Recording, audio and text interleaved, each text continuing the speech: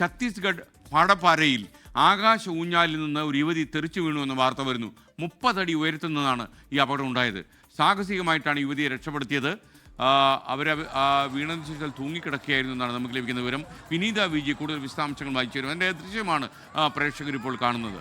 വിനീത, കൂടുതൽ വിവരങ്ങൾ.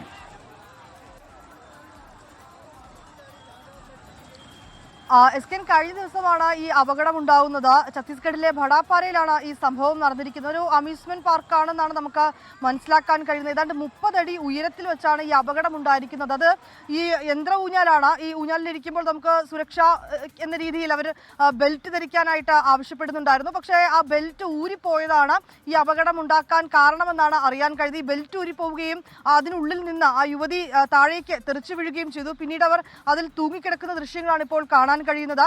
അതിസാഹസികമായി തന്നെയാണ് ഈ യുവതിയെ പിന്നീട് ആ ജീവനക്കാരൊക്കെ ചേർന്ന് രക്ഷപ്പെടുത്തുന്നതും. അവർ ഏതാണ്ട് 30 അടി മുകളിൽ ഇങ്ങനെ തൂങ്ങിക്കിടക്കുകയാണ്.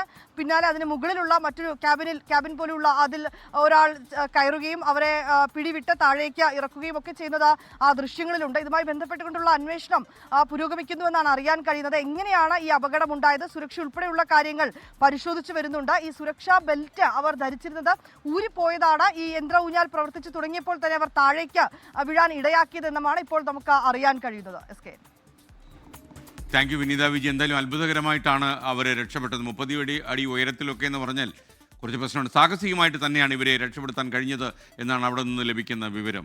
ലോകത്തെവിടെയായാലും ഏത് സമയത്തും 24 വാർത്തകളും ഓഗ്മെന്റഡ് റിയാലിറ്റി പാക്കേജുകളും എക്സ്പ്ലെയിനറുകളും വിശദമായി കാണാൻ ഞങ്ങളുടെ യൂട്യൂബ് ചാനൽ നിങ്ങൾക്ക് സബ്സ്ക്രൈബ് ചെയ്യാം.